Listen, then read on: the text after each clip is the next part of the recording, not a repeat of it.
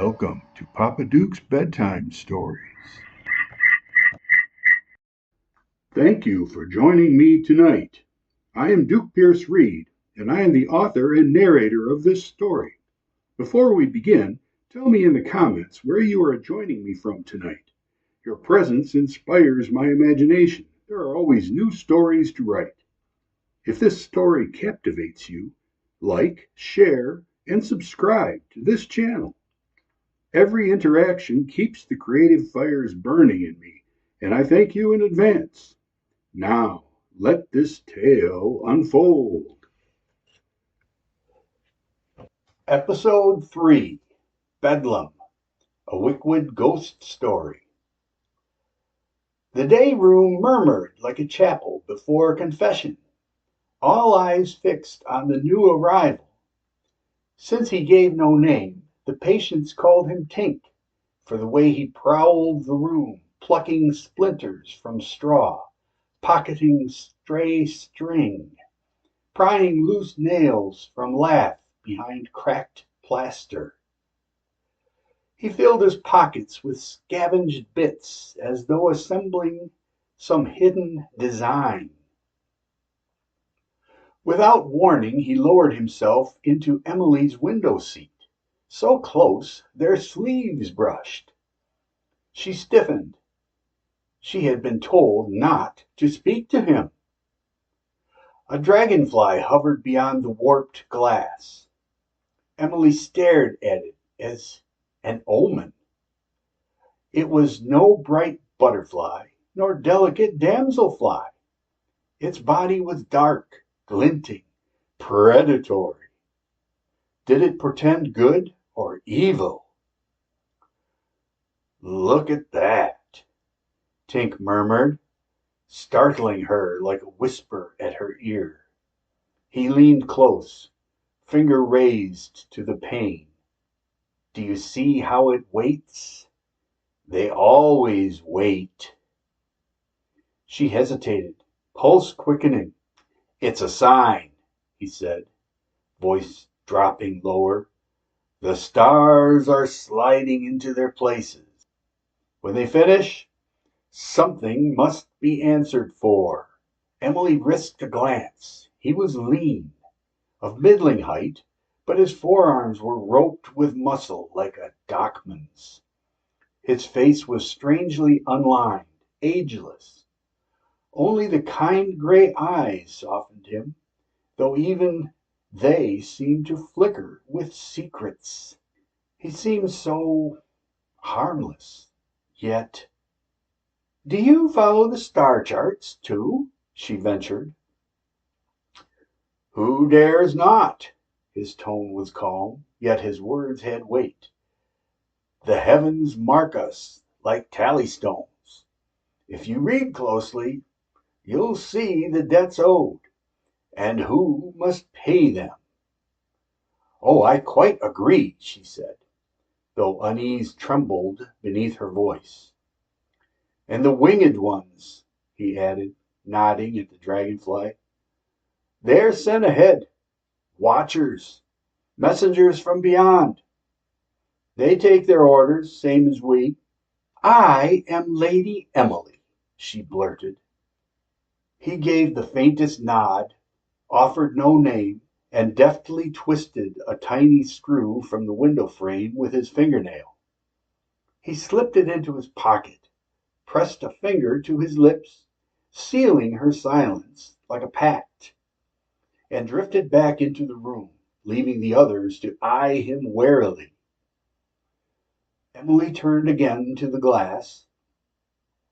The insect still hung there, watching, only it had changed. It hovered motionless, wings a blur of invisibility. Its face was white, bone white. From its brow hung black cords, like dripping hair. The wraith! The thing that had haunted her nights, her family, driven her father into madness and the grave. Her breath caught. Her eyes jerked to the opposite window across the mews, its usual haunt. There it stood, bold and dreadful, lips moving soundlessly. "Where are my beads? What have you done?" The words struck her like an echo, not her own fear, but someone else's. A memory that was not hers, yet lived in her blood. She felt herself dragged backward across years, across graves. 1802, Oxfordshire. Emily's father, Sir John, was then a boy, the seventh baronet of Shipton. The title had come to him steeped in death. His father and twin sisters carried off in cruel succession, leaving their child heir with more ghosts than guardians. He and his brother George Compton, Johnny and G.C. to all, were shuttled between estates like orphans in exile, while their infant brother was clutched obsessively to their mother's breast, her terror of further loss an iron chain about her soul. Yet the place that bound them most was the ancient family seat at Shipton, on the edge of the Wychwood forest. Their grandmother, stern and immovable, ruled there.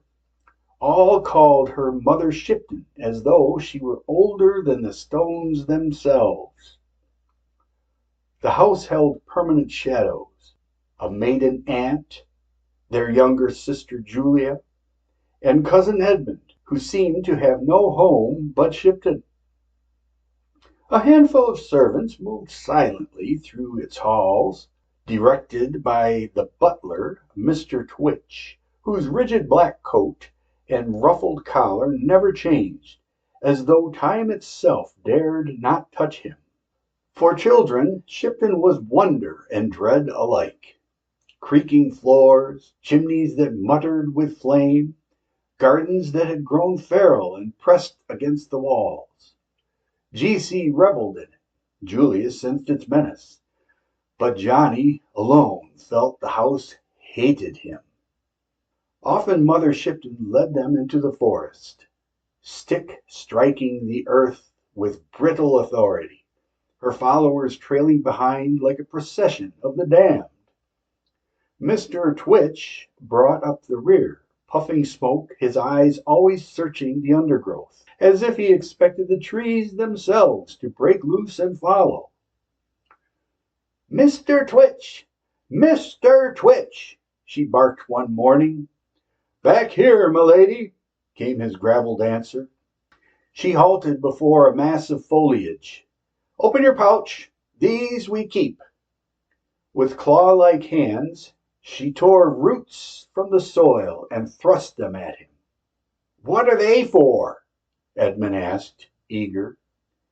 "Yellow goat's beard," she said darkly. "Steeped, it guards the stomach from corruption. And heed me, corruption of the stomach kills the young first." Her rheumy eyes fixed on Johnny. He trembled, wishing himself locked behind his steady door, far from gnats and nettles, far from the forest that seemed always to breathe against his skin. The march home quickened, yet when they reached the garden wall, Mother Shipton stopped cold, her chin lifted. She was speaking, no, arguing, with someone unseen. Twitch hissed to the children, "Round her, quick!"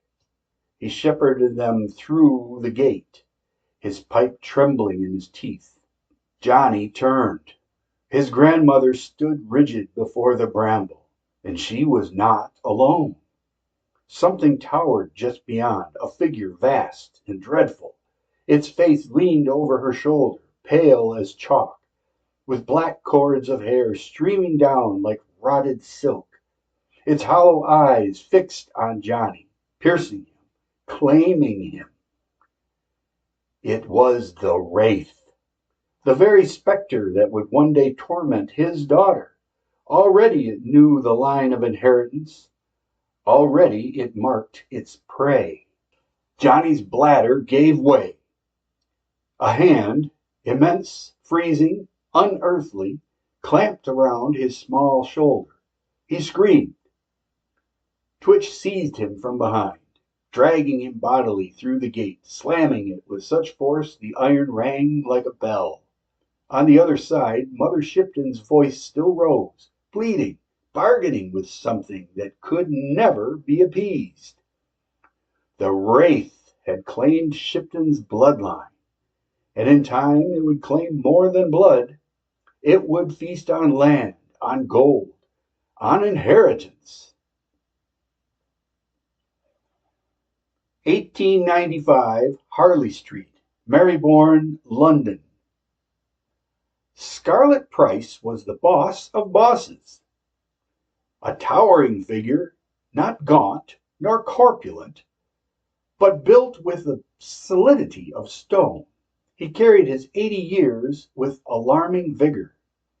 His face was a map of deep creases, yet his voice boomed with a resonance that defied decay. Wherever he entered, silence followed. He was not a man to be ignored. Price ruled the cabal of businessmen who controlled Fairheather and its revenues, a conclave known simply as the Firm. As with all their ventures, Fairheather's profits were stripped bare before a single patient was clothed or fed. Fees intended for bread, bedding, or medicines vanished into private coffers. Still, Emily's account, drawn from her father's estate, was always paid in full by an intermediary, Mr. Wakefield. Once a junior footman, Wakefield had risen with unnatural speed to butler, chief of staff, and finally estate manager. His climb was less merit than malign design. When Sir John died, leaving Emily lady of the house, Price and Wakefield tightened their grip, bleeding her inheritance dry. Yet fissures showed in their scheme. "Wakefield grows soft," Price thundered one evening in his Harley Street office, the smoke of Havana cigars pooling beneath the ceiling. His audience was the director of Fairheather, robed in crimson like a debauched cardinal, and flanked by his hulking assistants, Noddy and Singh. "He delays the rents," the director said carefully. "Claims the coffers are thin." "Thin," Price repeated with a scowl. "Yes, sir. That was his excuse. He also refuses to liquidate assets. Yet, if I may, his son Wakefield the younger has confided in me. He is eager, perhaps too eager.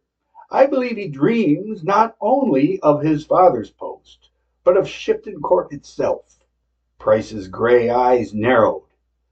"It is not his to dream of." "Is it not Lady Emily's estate, sir?" asked the director lightly, brushing cigar ash from his waistcoat. "The will, our will, made his father custodian only as a stepping stone. The court belongs to the firm, not to her, not to them." The director bowed his head. Of course, my error."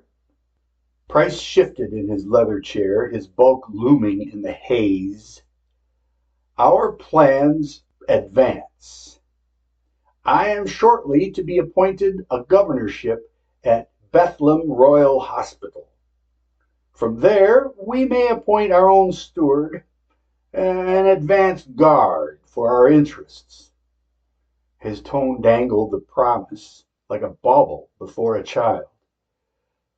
The director leaned forward, greedy for favor. "I should be honored, sir."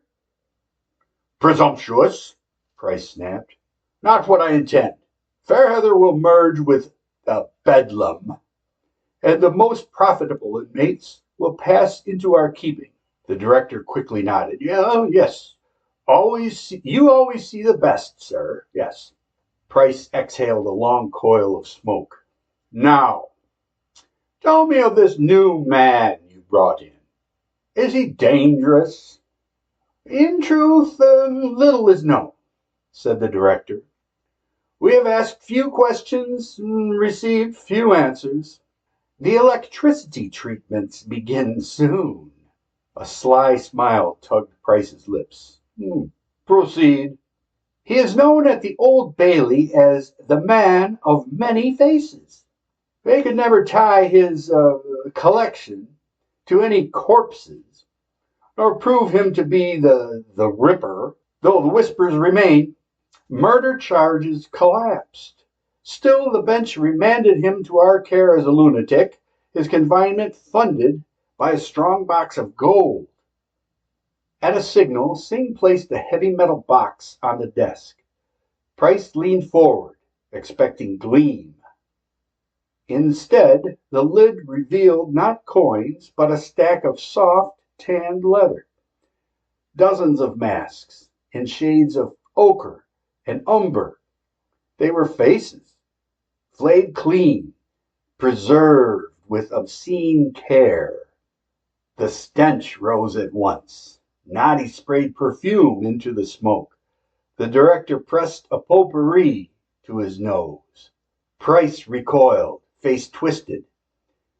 Now you see the name, the director chuckled, his eyes alight. Each cut with astonishing precision, as if by a pattern, tanned with their owner's brains, salted with their bile. He paused reverently. It is said the faces were flayed from the living to trap the expression of their last terror. Enough, Price snarled, shoving the box away. Singh swiftly replaced it with a velvet purse of gold, which Price accepted. The director's grin widened. Price glowered across the desk, the cigar trembling between his fingers. Take it with you. The gold remains here. And with a wave of his massive hand, the director and his silent shadows withdrew. Scarlet Price sat back in the gloom, coins heavy in his hand, the memory of stolen faces still grinning in the smoke. Fairheather, BEDLAM, two houses of madness soon yoked together. And somewhere within their walls, the last of Shipton's blood sat waiting, still watched by the same wraith that had bargained with her grandmother and marked her father. The debt was not yet paid. End of episode 3. I hope this episode of Bedlam, a Wychwood ghost story, has enthralled you, dear listener, and brings you back for the next. Were you surprised by the plot twists? Or did you expect something altogether different? Share your thoughts below. The comments are always helpful, and I really do enjoy reading them. If this Wychwood ghost story captivates you, please like and subscribe to Papa Duke's Bedtime Stories for more, written and narrated by me, Duke Pierce Reed. You can purchase digital copies of most of my books online, from Apple Books, Amazon Kindle, Barnes & Noble, Nook, and dozens of fine online shops worldwide. Thank you for joining me tonight.